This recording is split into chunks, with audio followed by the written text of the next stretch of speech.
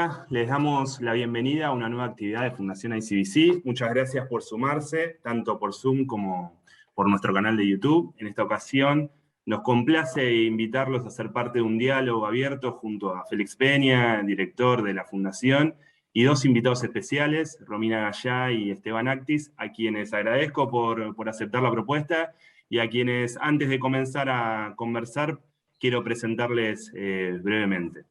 Romina es economista y consultora senior sobre comercio internacional de servicios y economía del conocimiento para organismos internacionales y para instituciones públicas y privadas de Argentina y del exterior.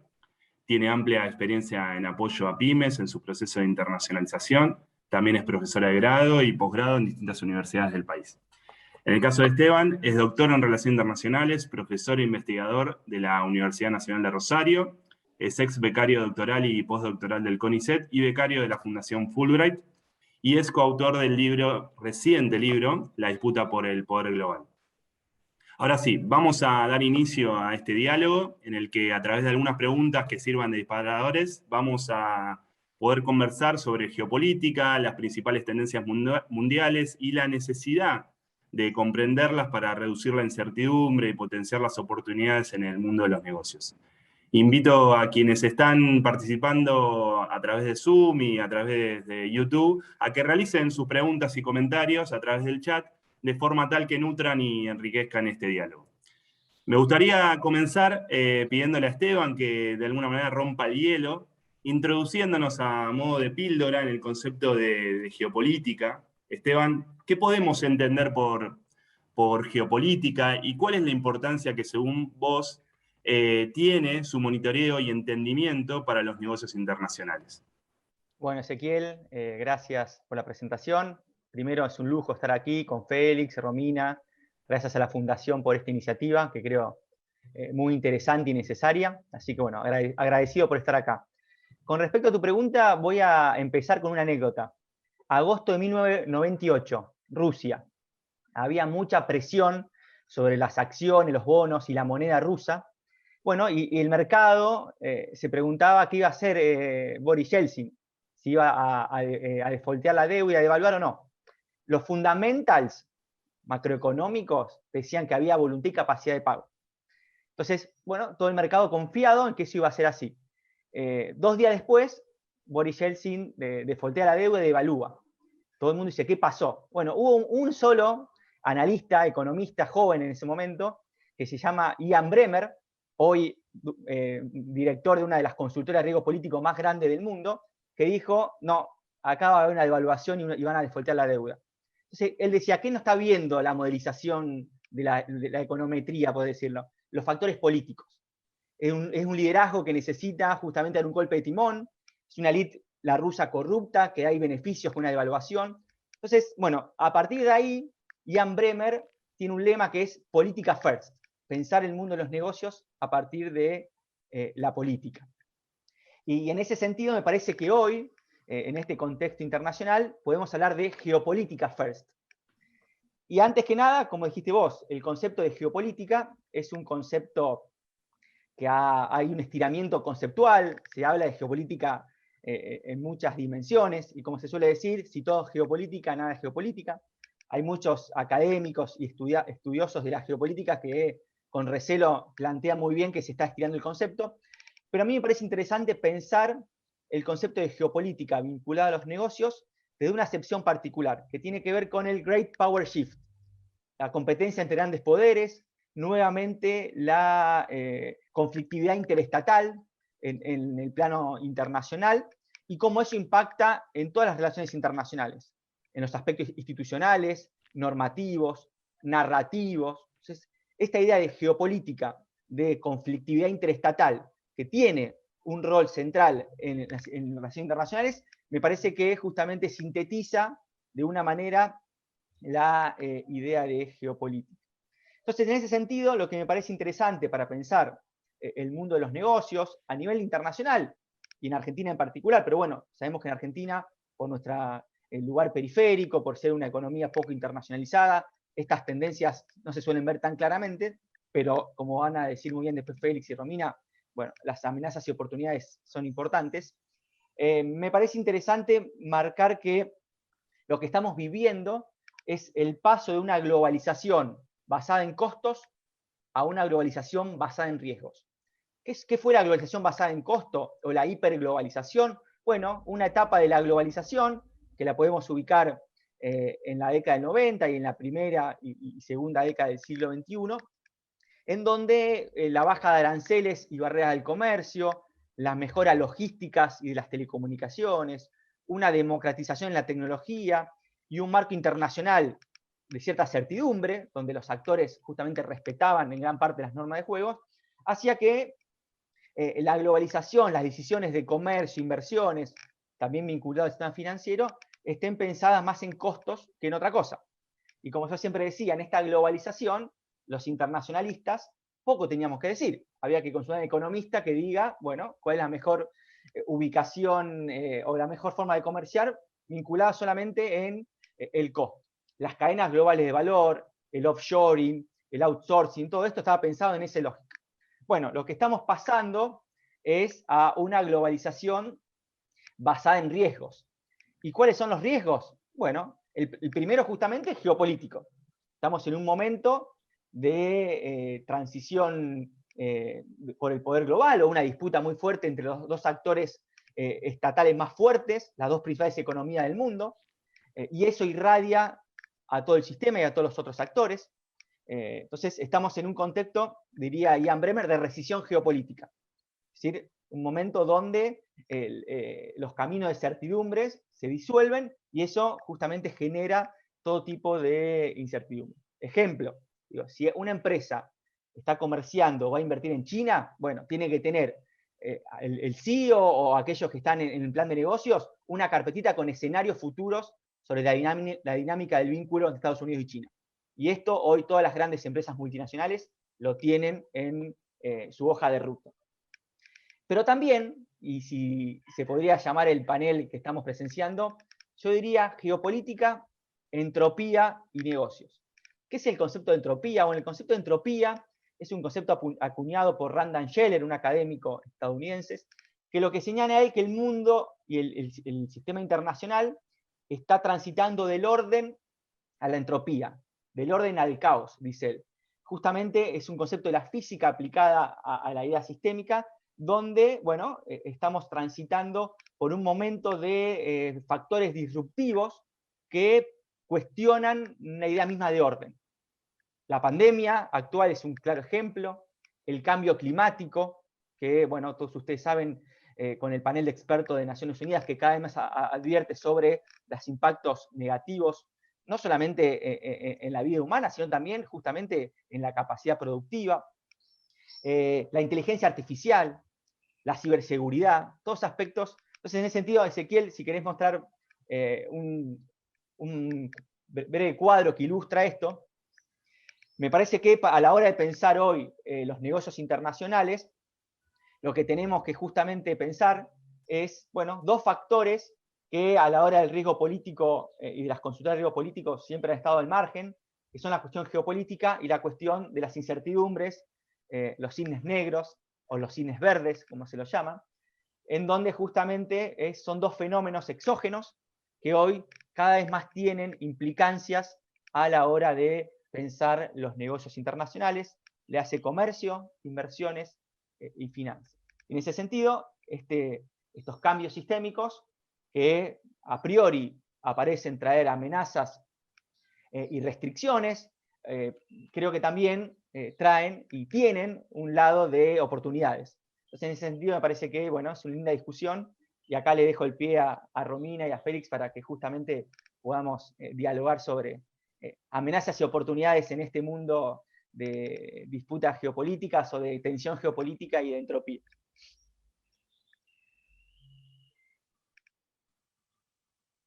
Muy bien, muy bueno cómo has instalado el tema, Esteban, así que creo que nos permite, por ejemplo, pasar a preguntarle a Romina, ¿no? ¿Cuáles son las principales tendencias mundiales que ella está mirando o que requieren ser seguidas, monitoreadas en términos de su impacto en el mundo de los negocios? yo imagino el tema de las discusiones geopolíticas en torno a la tecnología, y esto es un tema que Romina maneja muy bien y trabaja mucho, que es el rol que está cada vez teniendo los servicios basados en el conocimiento y cómo impactan y cómo son más requeridos a la hora de ser estudiados, ¿no?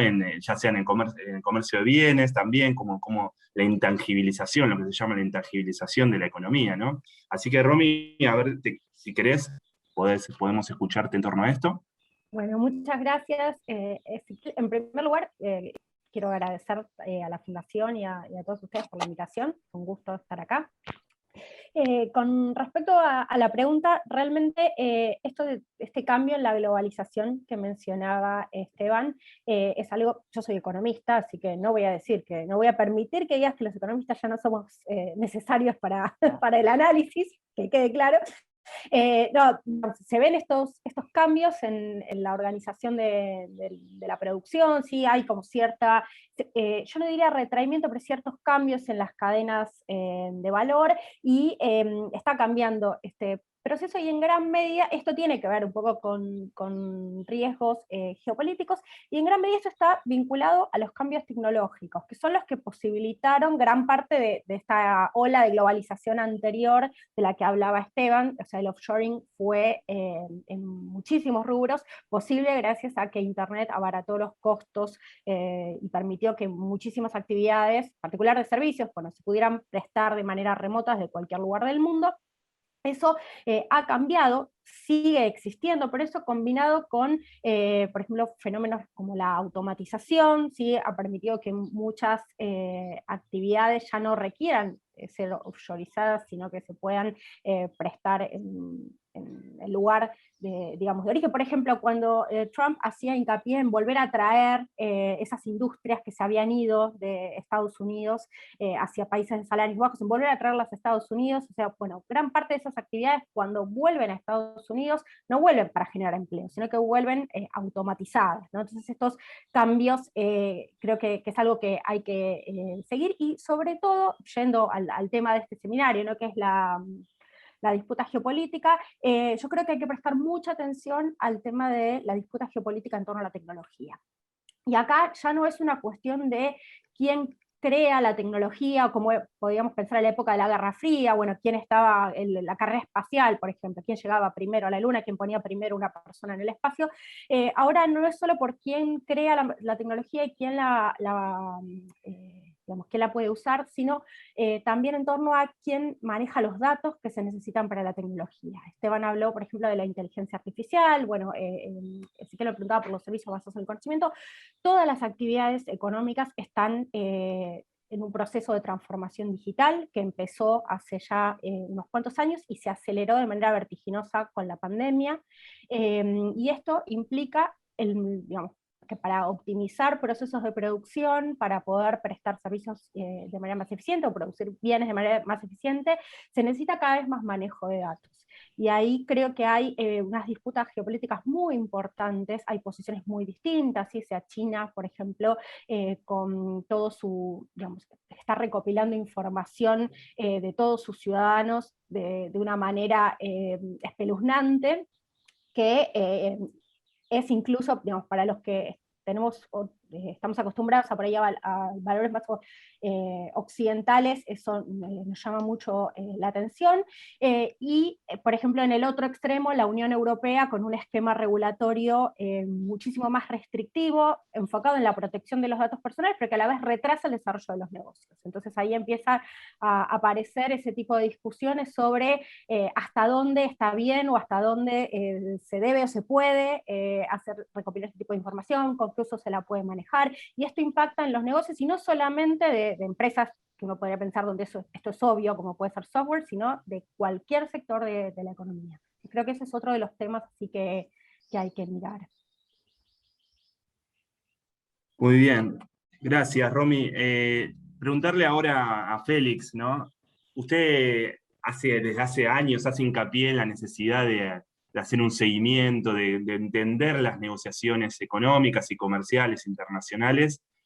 Y yo quisiera preguntarle, Félix, ¿hay lugar para que las empresas puedan hacer este seguimiento, sobre todo las pymes puedan hacer este seguimiento, o es solo un ejercicio para grandes corporaciones o grandes empresas, incluso como decía Esteban, ¿no? Que hay grandes empresas multinacionales sobre todo, que siguen por ejemplo, las competencias o las dinámicas internacionales?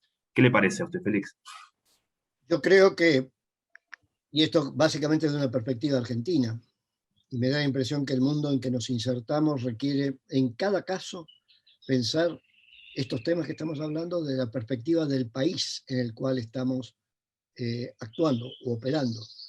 Y desde una perspectiva argentina, tengo la impresión de que algunas de las cosas que se han señalado por Esteban y por Romina tienen un impacto muy fuerte en un competidor pequeño, esto es, en una pyme.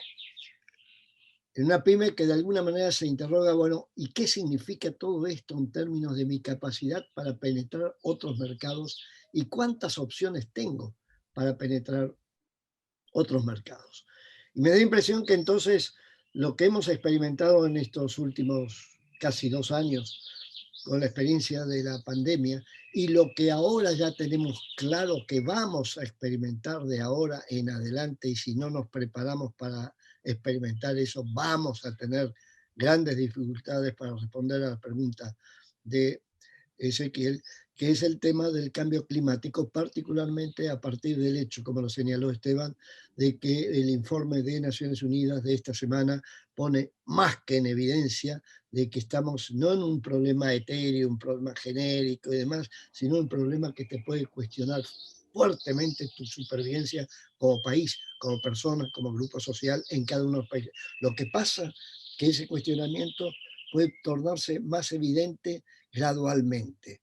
Es decir, estamos entrando en un periodo de crisis global que todas las manifestaciones de crisis global pueden tardar años, pero no tantos años como para decir, no, este no es mi problema. Vuelvo entonces a tu pregunta, y yo tengo la impresión que todo esto requiere por parte de las pymes, de las instituciones que trabajamos con las pymes, de la gente que aspira a trabajar con las pymes, que en el caso de Argentina son muy importantes y en el caso de otros países también son muy importantes en el comercio internacional, interrogarnos sobre qué es lo que necesitan tener claro las pymes en términos del tema que estamos hablando. En primer lugar, por cierto, el impacto de los que puede pasar sobre su comercio actual. Mi posibilidad de vender, mi posibilidad de competir, mi posibilidad de ganar plata gracias a esto. Pero sobre todo, yo creo que lo más importante a recomendarle a una pyme es, hermano, si no te colocas a pensar cuál puede ser el efecto positivo o negativo que todo esto puede tener en tu futura capacidad para competir, vas a tener problemas. Cierro diciendo de que es como si en el fútbol te enteraras, puede ser que por lo que estamos viviendo en estos días, por el factor Messi, con respecto al traslado de Messi de Barcelona a París, te enteraras de que aparecen nuevos factores en la competencia para el próximo Mundial, y que si no te preparas para encarar esos nuevos factores, para colocar esos nuevos factores en tu hoja de ruta para competir mejor, vas a tener grandes problemas para competir porque te quedas pegado en el pasado. Una persona joven no puede, no debe quedarse pegado en el pasado. Sí, Romy, sí, adelante, no. A mí me gustaría dar un ejemplo de esto que está mencionando Félix, el cambio climático, digamos, más allá de, obviamente la situación es crítica y Félix decía, bueno, algunos cambios se van a ver dentro de años, no son muchos, pero tampoco pocos. Ya hay, desde el punto de vista de los negocios, ya hay cambios que están ocurriendo ahora. Por ejemplo, la Unión Europea aprobó lo que es el Carbon Tax, que está pensando en aplicar derechos adicionales a las importaciones para compensar lo que ellos llaman como si fuera el dumping climático por ir a producir a otros países con tecnologías más sucias. Y esto, obviamente, bueno, puede afectar directamente si se aplica a los casos de los productos que uno está exportando, y si uno tiene en cuenta que una de las principales víctimas, digamos, de esta medida va a ser Rusia, por ejemplo, y en menor medida China, uno no puede ser tan inocente de pensar que esto no va a generar algún tipo de medida, digamos, digamos, para contrarrestar ese impacto de represalia. Entonces, claramente el cambio climático es un problema que requiere soluciones cooperativas a nivel internacional, pero una cosa es lo que pasa en la teoría y otra cosa es lo que pasa en la práctica, y los distintos enfoques y las distintas prioridades van a generar, sin ninguna duda, medidas económicas que van a estar afectando a empresas de todo tipo. Entonces uno tiene que estar mirando esto, porque claramente sus negocios se van a ver impactados por esto.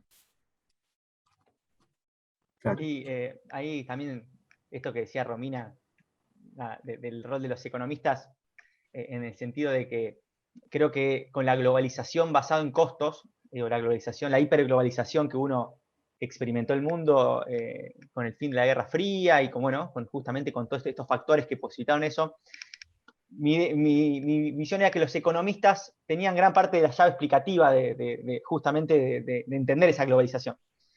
Los internacionalistas o los politólogos en ese sentido, tenían un o un lugar más reducido.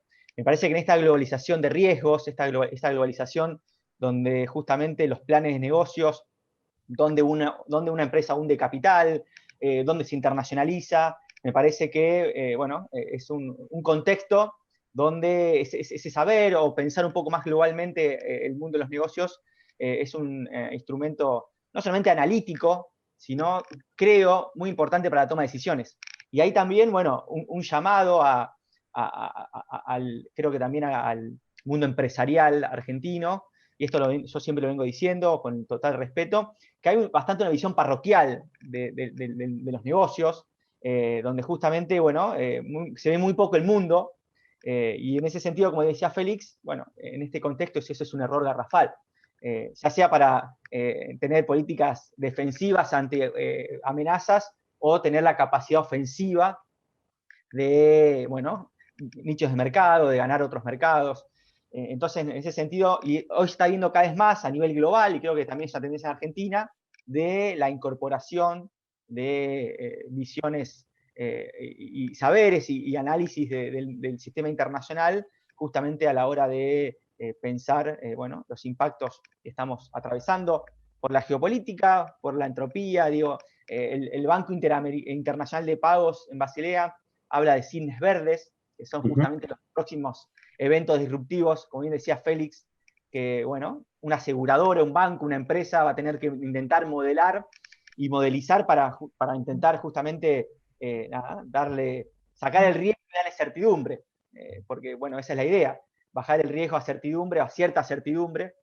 Entonces, en ese sentido, me parece que es necesario y más que nunca la combinación de saberes y que los economistas trabajen mancomunadamente con otras disciplinas de las ciencias sociales, en este caso internacionalistas, politólogos, así que creo que es un gran desafío también aquellos que nos dedicamos a estudiar y a enseñar disciplinas sociales para justamente ser un insumo fundamental para el desarrollo empresarial y por ende el desarrollo del país.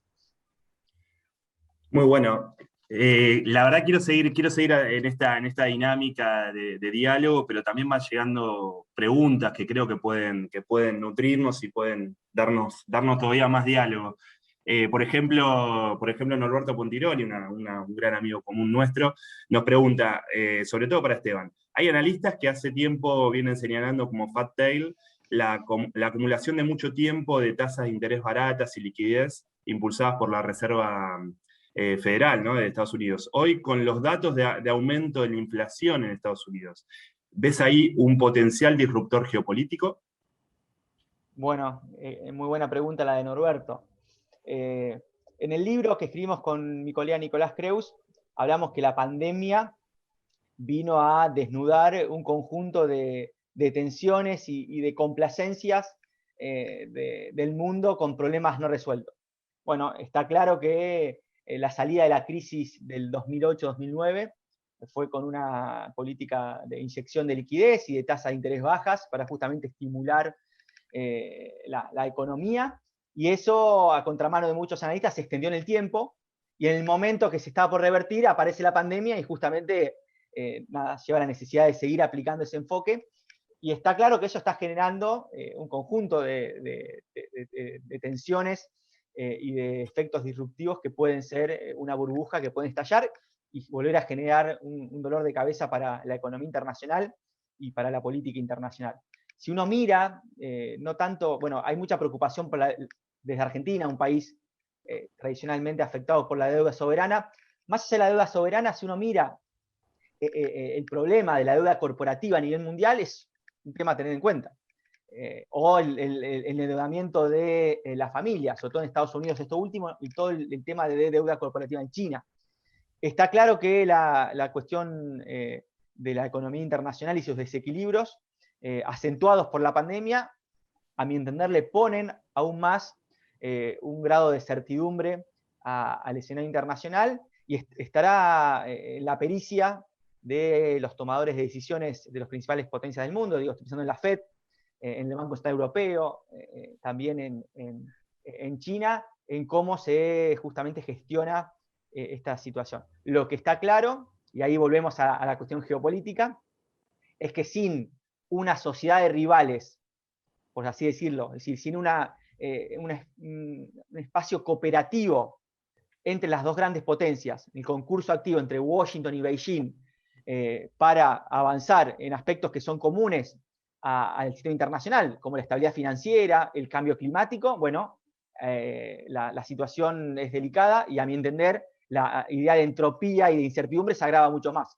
Por eso es necesario que, más allá de la rivalidad sistémica que hay entre Estados Unidos y China, que es inherente, siempre decimos los internacionalistas, cuando una potencia asciende y tiene ambiciones de poder, y una potencia establecida se ve amenazada justamente por esa situación, bueno, la conflictividad es inherente a las relaciones internacionales, pero es necesario que haya vestigios cooperativos en agendas comunes, como decía Romina, que le dan estabilidad al sistema. Si eso no sucede, bueno, es un factor adicional que puede impactar en el mundo de los negocios, dando poca certidumbre y mayores niveles de aversión al riesgo. Sí, muy bueno, Esteban. Creo que ahí nos introducís a un tema que creo que daría para otro diálogo, sobre el tema de la gobernanza, ¿no? La gobernanza global, ¿no? Creo que ahí estás poniendo el acento. También de Norberto, en este caso para Romina, dice: con respecto al cambio tecnológico, si no se trata de quién desarrolla la tecnología, sino de quién maneja los datos, ¿cuál es el potencial riesgo geopolítico de un escenario en el que, por ejemplo, Argentina y Brasil deciden transitar caminos diferentes o incluso excluyentes en materia de desarrollo de infraestructura digital y, por ejemplo, tecnología 5G? ¿Cómo ves este tema vos, Romina? Bueno, primero, no es que no importa quién desarrolla la tecnología. Desde ya que digo, es importante, la idea era que no solo importa eso, sino sobre todo quien maneja los datos, que son en definitiva los que sirven para eso. Ni Argentina ni Brasil son dos actores relevantes en este escenario. O sea, la ven pasar, ¿no? Y en todo caso, lo que tienen como cierto margen de maniobra entre si van a estar más cerca de, por ahí, de un enfoque al estilo chino, o de Estados Unidos o de la Unión Europea.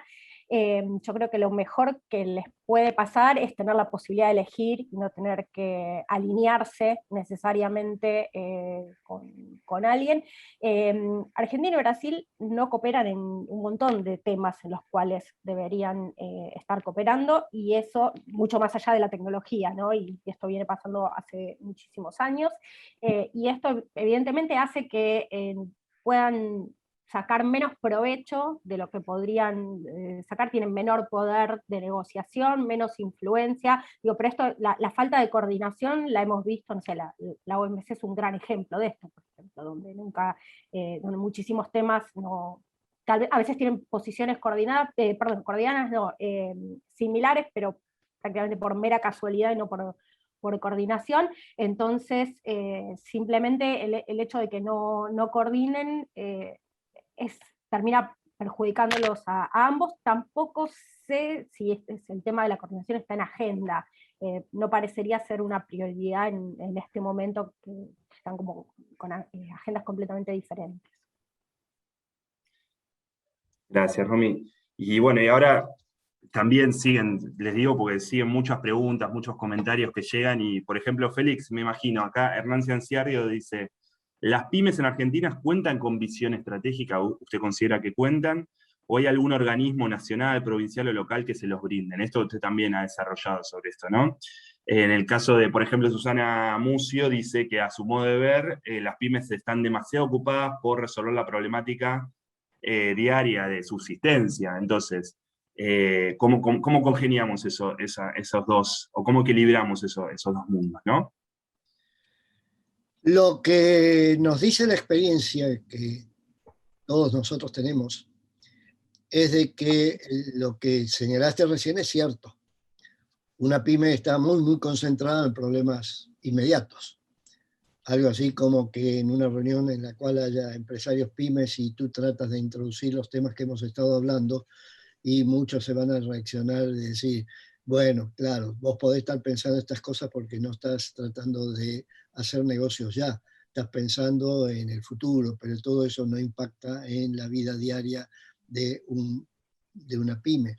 Y la respuesta es clara, sí impacta, lo que pasa es que impacta de una manera que no te das cuenta, porque de alguna manera el hecho de que no tengas futuro o que no se te visualiza futuro en la competencia por los mercados mundiales, hace que pierdas valor en las negociaciones actuales con aquellos que eventualmente pueden querer trabajar contigo o pueden querer absorberte para poder desarrollar desde otro ángulo lo que tú estás haciendo. ¿Qué quiere decir esto?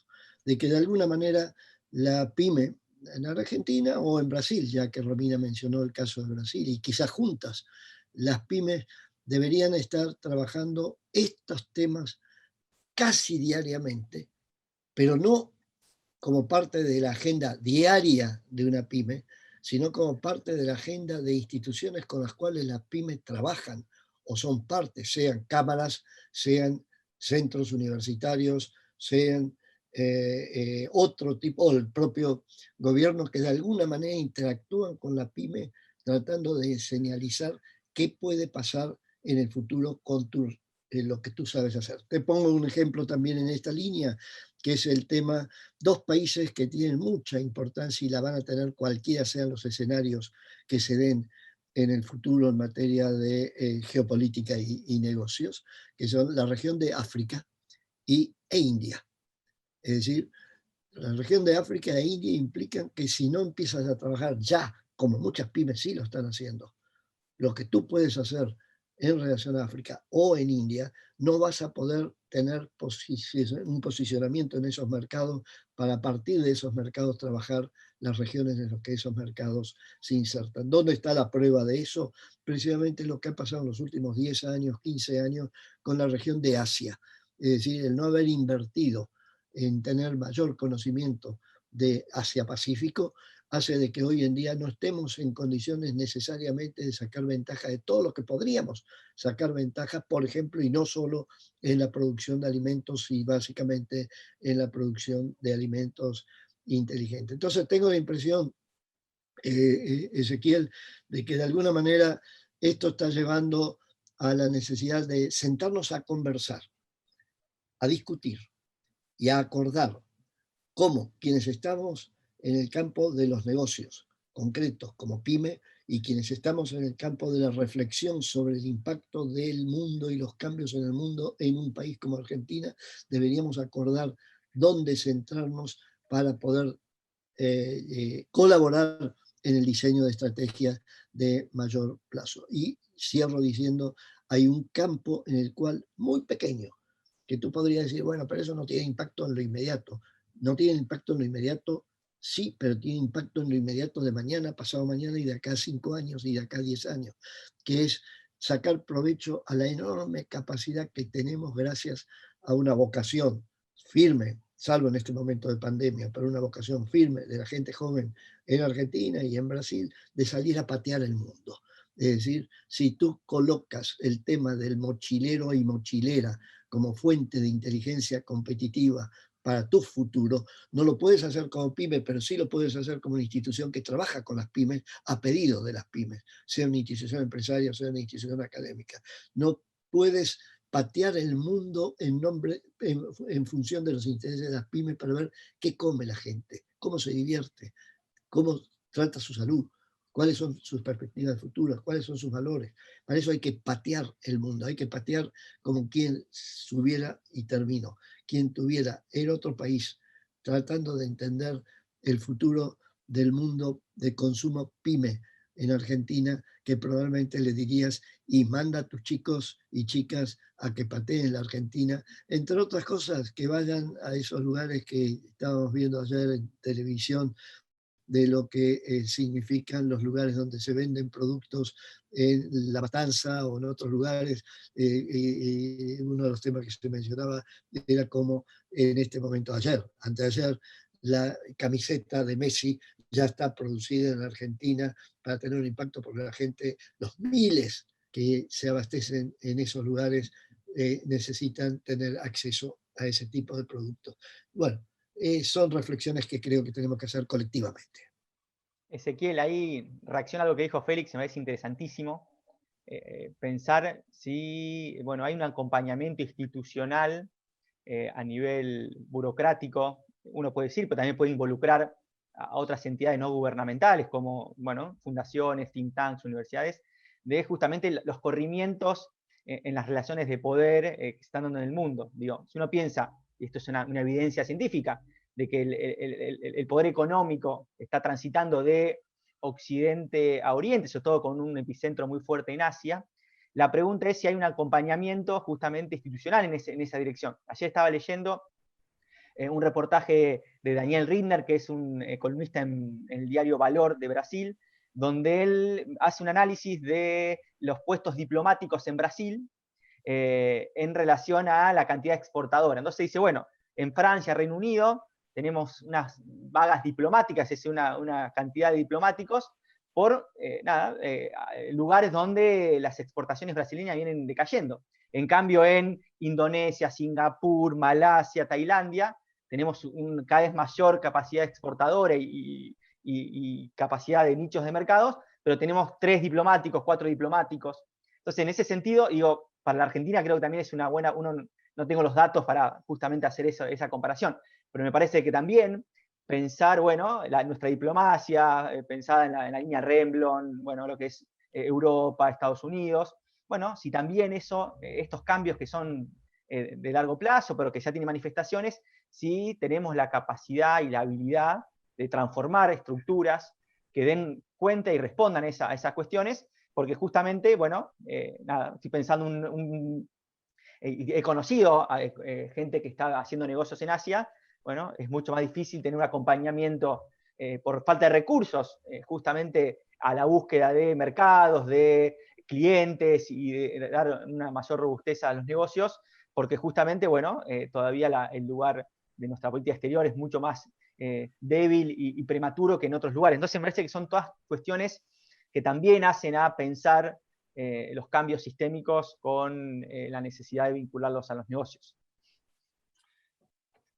Bien, gracias. Me parece que tanto lo que ha marcado Félix como Esteban, o sea, también es muy necesario para el mundo de hoy para poder comprender y asimilar la diversidad cultural, ¿no? Que es un tema que atraviesa muchas de las cuestiones y también, no solo internacionales, pero también nacionales, y entender los procesos que se dan al interior de los países. Les voy a seguir transmitiendo algunos comentarios y preguntas. Creo que esta, por ejemplo, es una de Mile Cucci que tranquilamente los tres pueden aportar algo, que dice cómo creen que se verán afectadas estas cuestiones que estuvieron nombrando recién, relacionadas a la economía del conocimiento, a la globalización basada en riesgo, como decía Esteban, en el Cono Sur, ¿no? Que un poco ya nos estuvimos metiendo. Y también ella específicamente pregunta en el marco del acuerdo entre el Mercosur y la Unión Europea, algo que siempre traemos a colación en todas las actividades. Acá Félix y Romina pueden comentar algo, que es algo que siguen muy de cerca. Lo dejo abierto, a ver, el que quiera empezar, adelante. No sé, Félix, ¿usted quiere nombrar Félix, algo? que hay alguien que sabe mucho de esto. No, solamente una idea en la que he estado tratando de pensar el cómo hacerlo. Aquí también es importante no solo generar ideas, sino poder responder a la pregunta, bueno, magnífico, pero vos cómo lo harías. Es decir, ¿cómo lo harías? Y que tiene que ver con el acuerdo con la Unión Europea. Es decir, el acuerdo con la Unión Europea está ahí estancado, no se sabe si va a salir o no salir, etcétera. Yo estoy seguro de que va a salir de inmediato y al tiro si es que Estados Unidos anuncia de que va a hacer un acuerdo de libre comercio con el Mercosur mañana. Entonces, pasado mañana los europeos están haciendo cola para activar ese acuerdo. Pero de todas maneras la pregunta de fondo no es esa, sino la pregunta de fondo es... Su respuesta fue bien geopolítica, quiero decirlo de esa manera.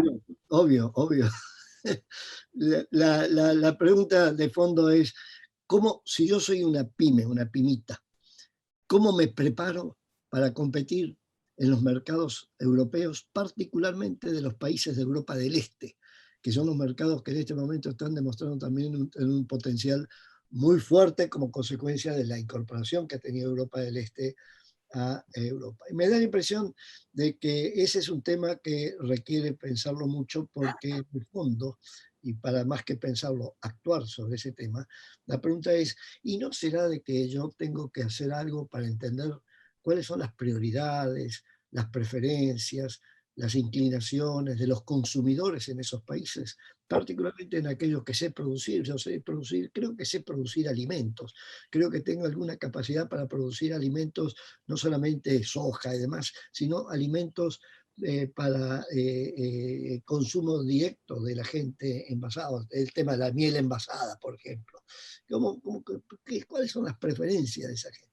Y ahí es donde yo tengo la impresión, y termino, de que quizás no estemos haciendo lo que sí se puede hacer, que es hacer un directorio de toda la gente que está en nuestro país y que tiene conocimiento directo por haber vivido, trabajado o ser descendiente de gente, por ejemplo, de países de Europa del Este. Y que de alguna manera te pueden contar, y no solamente me estoy refiriendo a Europa del Este, podría ser África, podría ser Asia, etc. Te pueden contar qué es lo que prefiere el consumidor. Y podés aplicar lo que un sector industrial argentino ha aplicado para penetrar el mundo, que es preguntarse cómo adapto aquello que sé hacer a los gustos del consumidor de determinados países. Y estoy poniendo el ejemplo del vino. Es decir, salir que todo el mundo va a querer el vino argentino tal como lo conocemos y nos gusta a nosotros, hermano, esa no es la realidad. Vos tenés que adaptar tu producto al gusto de la gente. Pero ¿cómo puedo entender el gusto de la gente? Charlando con la gente que tiene vivencia de otros países, de otras culturas. Y nosotros tenemos decenas, centenas, miles de gente con experiencia de otros países por venir, de otros países por provenir, de otros países por tener, o por viajar a otros países, por ejemplo, en el caso de los mochileros y mochileras. Muy bien, muy bien. Sí, perdón, dale, Rom. a mí me gustaría agregar algo, pero ya bien con el foco en la economía del conocimiento que se mencionaba en la pregunta. Obviamente tenemos mucha incertidumbre sobre en qué momento va a entrar en vigor el acuerdo. Ahí, como decía Félix, ahí, digamos, sería mañana si lo hubiera interés de Estados Unidos. Hay muchos factores frenándolo, pero supongamos por un minuto que entra en vigor mañana el acuerdo. Para la economía del conocimiento creo que podemos dividir los impactos que se pueden esperar como en dos grandes grupos. Lo que tiene que ver, y acá voy a dar mi visión de economista, ¿no?, en los servicios y en los bienes. ¿Sí? En el caso de empiezo por los servicios, el acuerdo Mercosur-Unión Europea no cambia nada el contexto actual, solo cambia muy poquito. ¿Por qué? Porque para Argentina, ¿no?, es un país que ya tiene un sector de servicios, para la parte de servicios basados en conocimiento, que está abierto. Hay restricciones, pero son pocas, entonces ahí no hay un proceso de apertura como vamos a ver en bienes. ¿Sí? Entonces en ese sentido no cambia nada. Y la Unión Europea pasa lo mismo, salvo para lo que es movimiento de personas físicas. ¿Sí? Ahí hay algunas mejoras, pero digamos bastante limitadas. Entonces en servicios yo no esperaría muchos cambios. Y justamente todos los países de Europa del Este, de los que hablaba Félix recién, son los principales proveedores de servicios dentro de la Unión Europea, y para países como Argentina es difícil competir con esos países en el mercado europeo, porque ellos tienen la ventaja de la cercanía, la similitud cultural, tienen muy buenos niveles de capital humano, manejan, digamos, por ahí nosotros tenemos ventaja para el mercado español, pero ellos tienen después la ventaja idiomática también, por ejemplo, con mucha gente que habla alemán, entonces es más difícil en ese sentido. Entonces, yo no esperaría un impacto muy grande, ni positivo ni negativo, digamos, en el sector de servicios.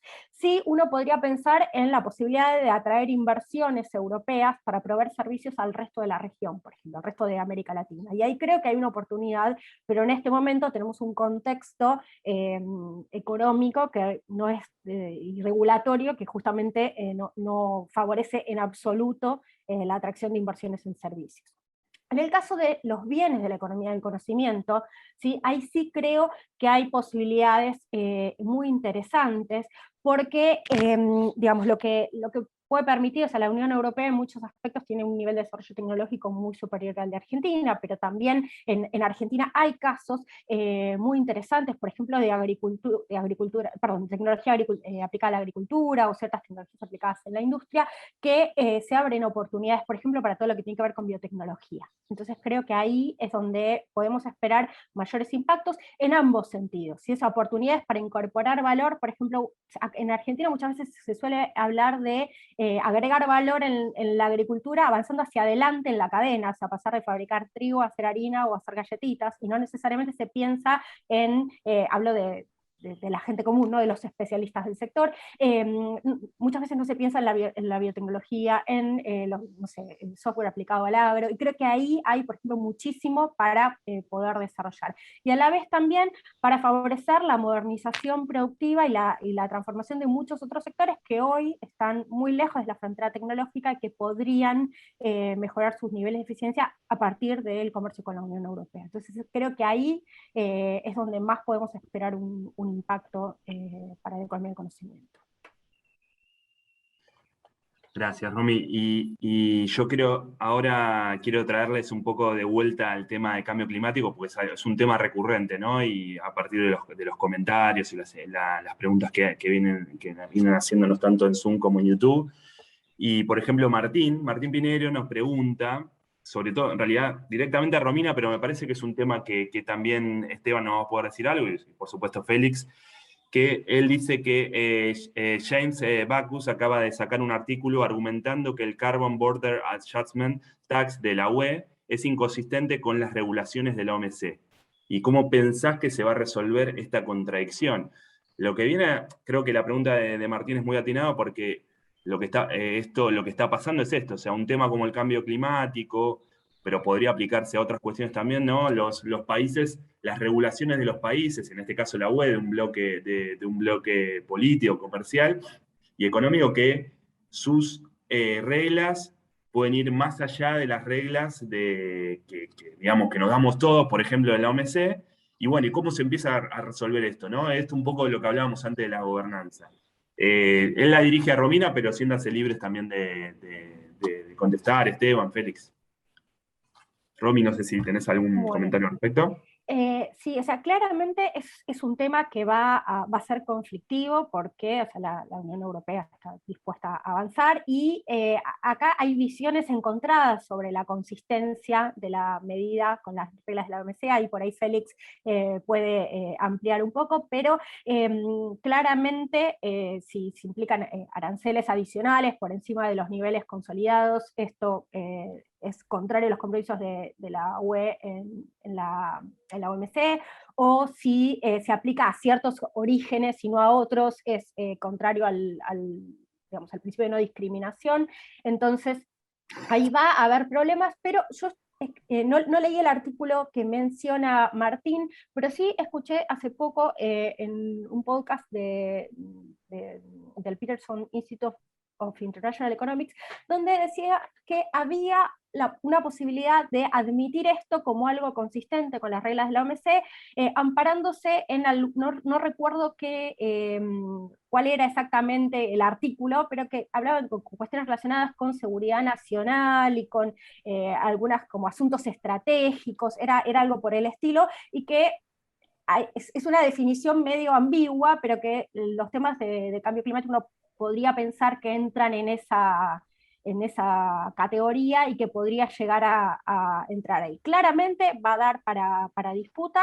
Lo que sí quiero destacar es que yo creo que la Organización Mundial del Comercio, bueno, en muchos aspectos está obsoleta en cuanto a su agenda y a las reglas que tiene, necesita modernizarse, y claramente en el momento que se modernice, hay discusiones sobre esto, algo relacionado con comercio, la regulación del comercio y el cambio climático va a tener que estar en agenda. Ahí ese suma una cuestión más del cambio climático para pensar estas cuestiones de la entropía y la incertidumbre. Lo importante del informe de los expertos que salió hace poco es que por primera vez se puede modelizar un poco justamente y cuantificar de qué se trata el cambio climático. Y eso me parece interesantísimo. Uno de los datos que dio, que digo, a un país productor de alimentos como Argentina, tiene que llamar las alertas, es que, por ejemplo, olas de calor con potencial de ser devastadoras para la producción agrícola, que en una temperatura global menor de 1 grado se esperaban 1 cada 50 años, ahora se esperan 1 cada 6 años. Entonces, la pregunta es, y se preguntaba en el informe, ¿eso puede pasar, por ejemplo, afectar toda la producción de arroz en China?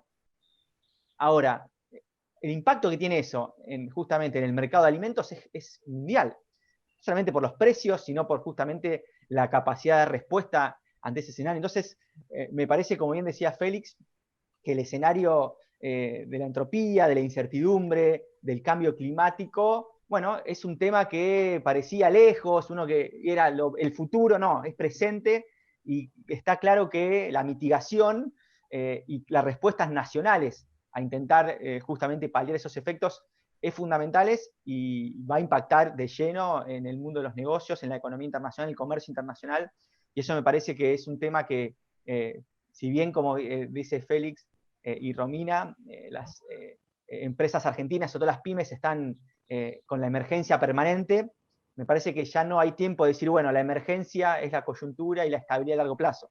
Hay que pensar a largo plazo en la emergencia, es lo que nos toca atravesar, y es indefectible. Si esperamos la estabilidad y que se disipen los nubarrones, creo que puede ser demasiado tarde, y ahí está, y con esto termino, lo que decía Félix, bueno, cómo se puede contribuir desde otros sectores a intentar generar bueno, esa hoja de ruta o ciertos inputs que puedan ayudar en esa dirección. Pero me parece que estos temas, la cuestión, bueno, no quiero extender, pero si hay para hablar de geopolítica en la Unión Europea con el acuerdo de Mercosur, podemos mostrar cómo eso está totalmente vinculado con las relaciones de poder, los cambios sistémicos, el rol de China en la economía internacional, da para largo. Pero me parece que son dos temas que quedan picando y me parece súper interesante para seguir profundizando.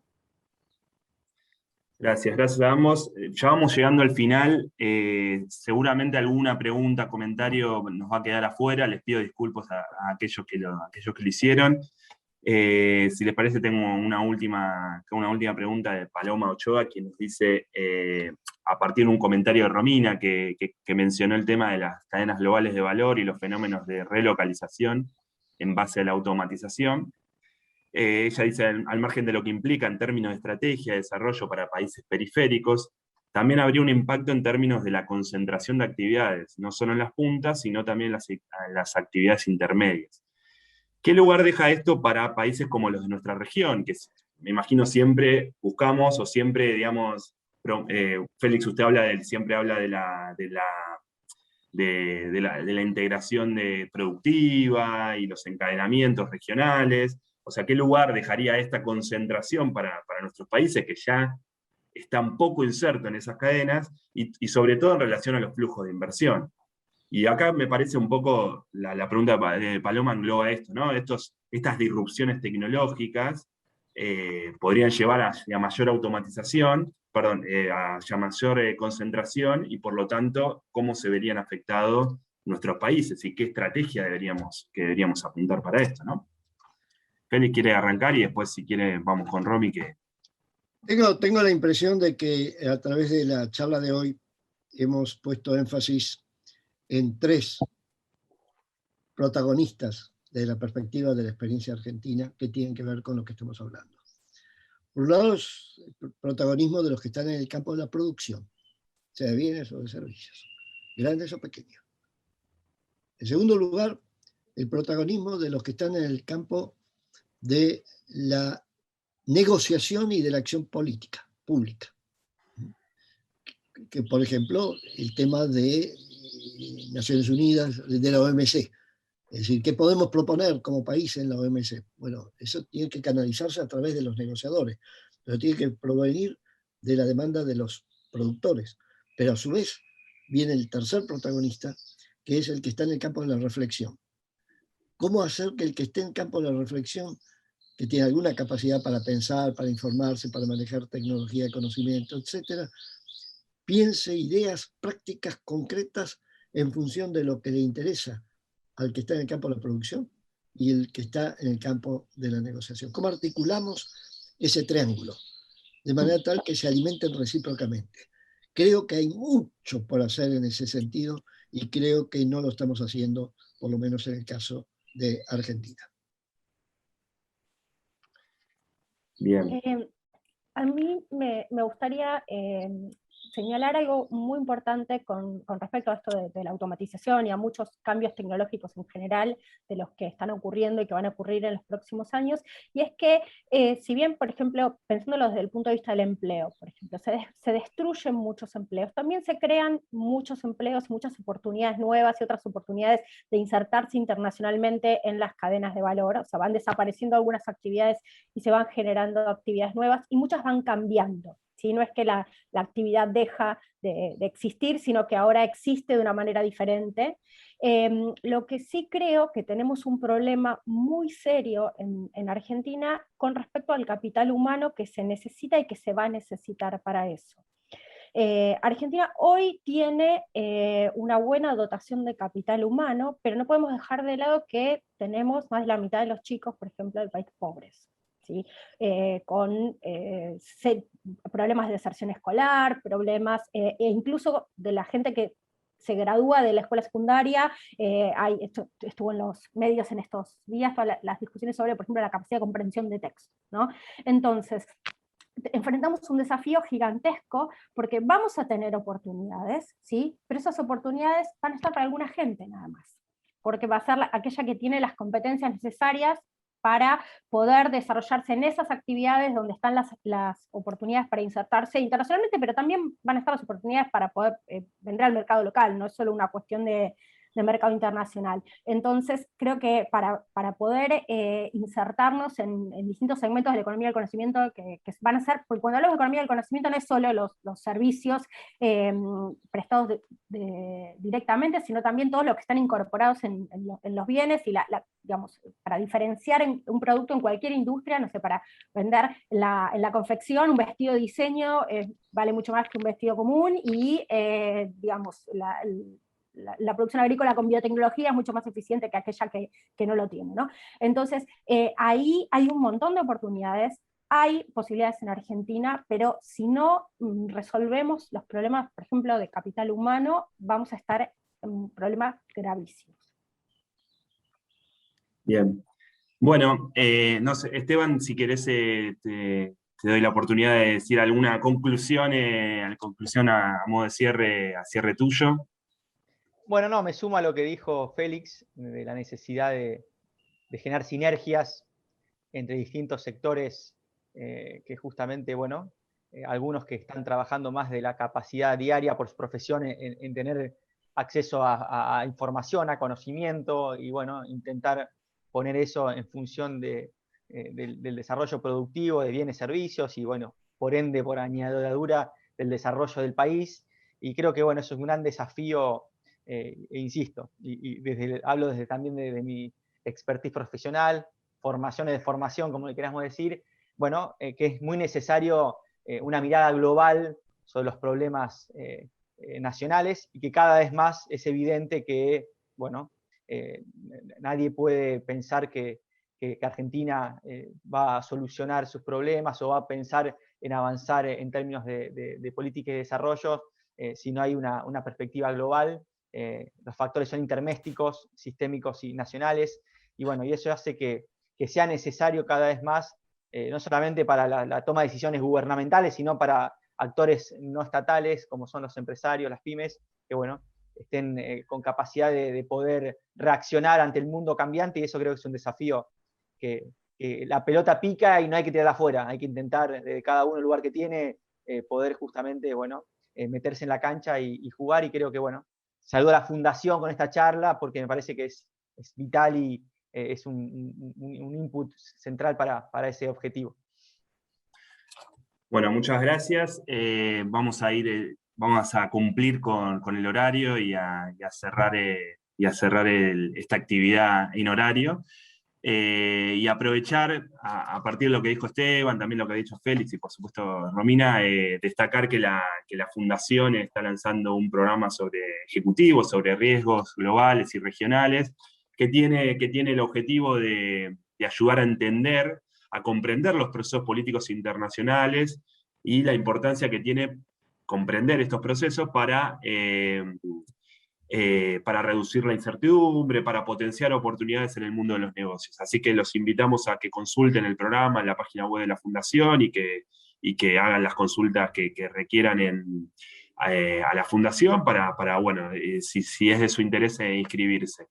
Les quiero agradecer a los tres por participar de esta actividad. Creo que ha sido muy rica y nos ha dejado mucho para pensar y para seguir dialogando en futuras oportunidades. Así que no me queda más que despedirlos y también agradecer a todos los que han participado. Van a poder ver esta charla en el canal de YouTube de la Fundación, que después de que terminemos ya va a estar colgada, así que esperemos que la disfruten y la vuelvan a ver aquellos que estuvieron, que ya la vieron. Así que les mando un saludo y hasta la próxima. Muchas gracias.